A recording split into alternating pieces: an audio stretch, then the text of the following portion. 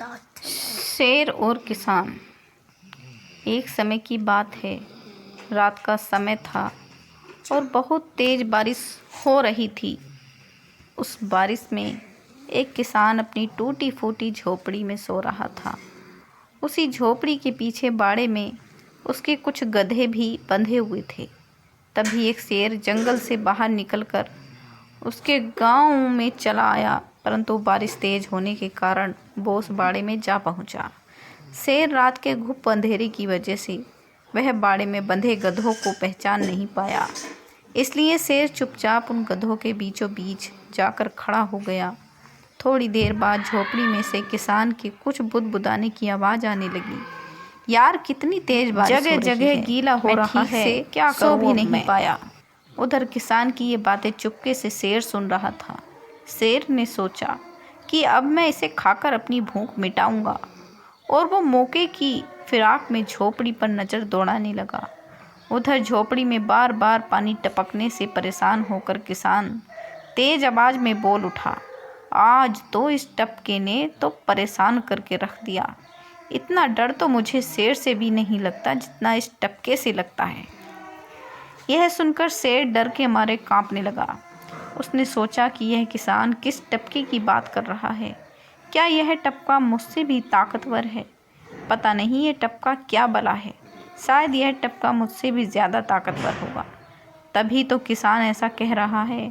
नहीं नहीं, अब मुझे यहाँ से चले जाना चाहिए, अब मैं यहाँ बिल्कुल नहीं रुकूंगा।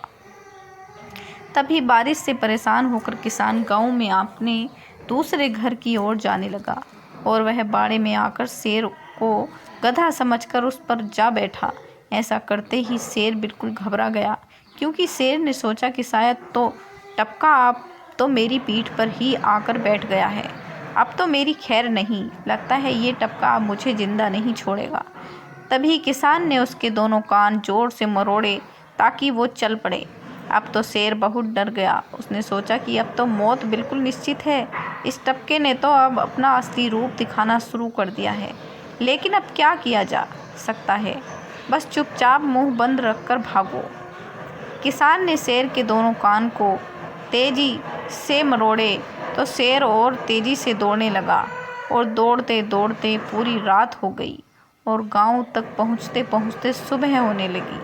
तभी गांव के कुछ लोगों ने शेर पर बैठकर जा रहे उस आदमी को देखा है, और वह कहने लगे, अरे देखो देखो, ये शेर पर बैठा हुआ है। परंतु आज यह शेर पर कैसे बैठा हुआ है?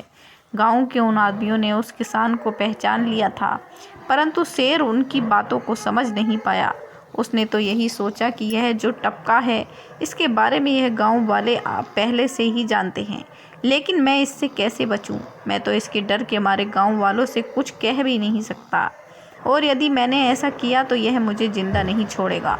और वह चुपचाप चलता जा रहा और था। उसे देखकर आगे चलकर कुछ गांव वाले यह आज तो शेर पर बैठकर जा रहा है। शेर पर बैठे उस किसान ने सोचा कि यह लोग क्या कह रहे हैं, यह तो एक गधा है और यह इससे शेर कह रहे हैं।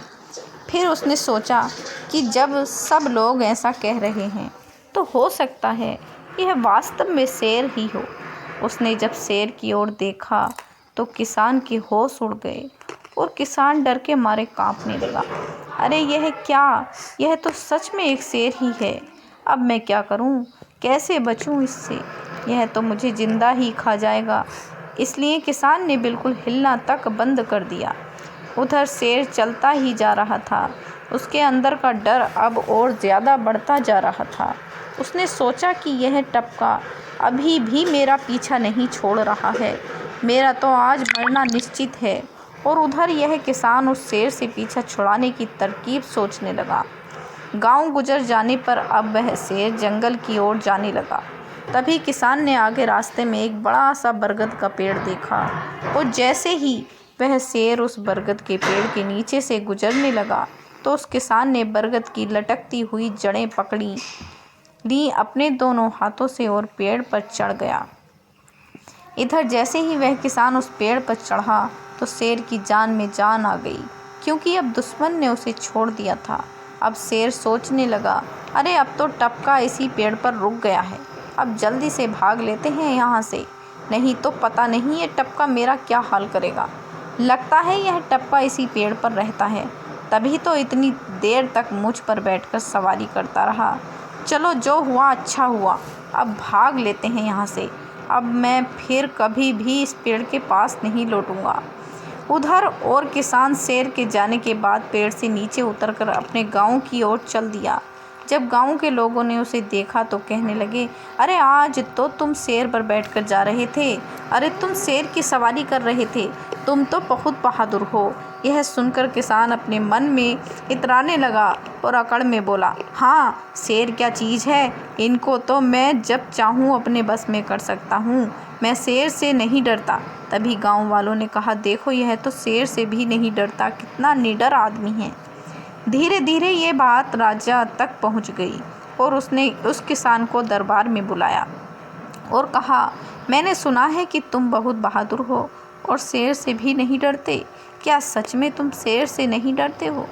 अब किसान घबरा गया, वह मन ही मन सोचने लगा, अरे अब तो मैं अपने झूठ के कारण अब और भी परेशानी में पड़ने वाला हूँ। राजा ने फिर कहा, देखो युवक, हमारे इस गांव में एक शेर का बहुत आतंक है, जो रात में हमारे गांव में आ जाता है और गांव के मवेशियों और जानवरों को उठाकर ले जाता है। यह हमारे लिए बहुत बड़ा खतरा है। क्या तुम उस शेर को जिंदा पकड़कर मेरे सामने ला सकते हो?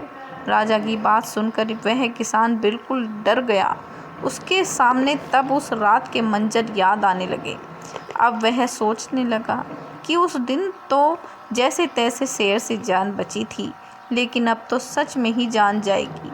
अब बचने का भी कोई उपाय नहीं है, क्या किया जाए अब? लेकिन फिर भी सबके सामने उसने राजा का यह निमंत्रण स्वीकार कर लिया और राजा की बात मान ली। फिर राजा ने उसे कुछ पैसे दिए। उसके बाद वह किसान बाजार से एक मोटी रस्सी, एक बकरा और एक बड़ा सा जाल खरीद कर लाया और जंगल की ओर चल पड़ा। वह जंगल की ओर जा रहा था, तभी रास्ते में उसे वह बरगद का पेड़ दिखाई दिया। उसने वहीं रुककर उस पेड़ के नीचे एक गड्ढा खोदना शुरू किया और उस गड्ढे में कुछ पत्ते गिराकर उसमें जाल को फैला दिया और उसके अंदर बकरे को खड़ा कर दिया और बकरे के गले में मोटा रस्सा बांधकर वह किसान पेड़ पर जा बैठा। अब वह शेर के आने का इंतज़ार करने लगा। थोड़ी देर में जब बकरे का घास खत्म हो गया तो वह जोर जोर से मिनियाने लगा। बकरे की आवाज़ जंगल में दूर दूर तक जा रही थी। तभी दूर से शेर को बकरी की आवाज़ सुनाई दी तो वह आवाज़ की ओर चल पड़ा। उसने देखा कि वह आवाज़ एक गड्ढे में से आ रही है, लेकिन तभी उसे वह पेड़ दिखाई दिया तो मन में कुछ शंका हुई और उसे वह टपके वाली घटना फिर से याद आ गई। लेकिन इस बार भूख के कारण शेर क्या करता? उसने सोचा, चलो एक बार चलकर देख ही लिया जाए, आखिर शिकार भी तो करना है। और जैसे ही वह शेर पेड़ के पास आया तो वह बकरे को देखकर उस गड्ढे में छलांग लगा दी। उधर किसान इसी मौके की तलाश में था और जैसे ही शेर ने गड्ढे में छलांग लगाई तो किसान में रस्सी की जोर से ऊपर खींचा और बकरे को बाहर निकाल दिया। शेर अब जाल में फंस चुका था। शेर यह देखकर अब और भी ज़्यादा डर गया। उसका डर अब यकीन में बदल गया कि अब तो वही हुआ जो मैंने सोचा था। हो न हो, यह सब उस टपके का ही किया धरा है। यह टपका आखिर मुझे मार कर ही रहेगा। तभी उसने किसान को पेड़ से उतरते देखा तो वह सोच में पड़ गया कि क्या यह वही टपका है जिसने मुझे उस रात बहुत परेशान किया था। अरे यह तो इंसान है। यह देखकर शेर अब गुस्से में गुर्रा उठा, लेकिन अब वो क्या कर सकता था। उधर किसान शेर को जाल में बंद करके राजा के दरबार में हाजिर हुआ तो राजा बहुत खुश हुआ और सब लोग उस युवक की जय जयकार करने लगे। राजा ने उसकी इस बहादुरी पर उसे खूब इनाम भी दिया और उसका अब नया नाम 30 मारखा रख दिया।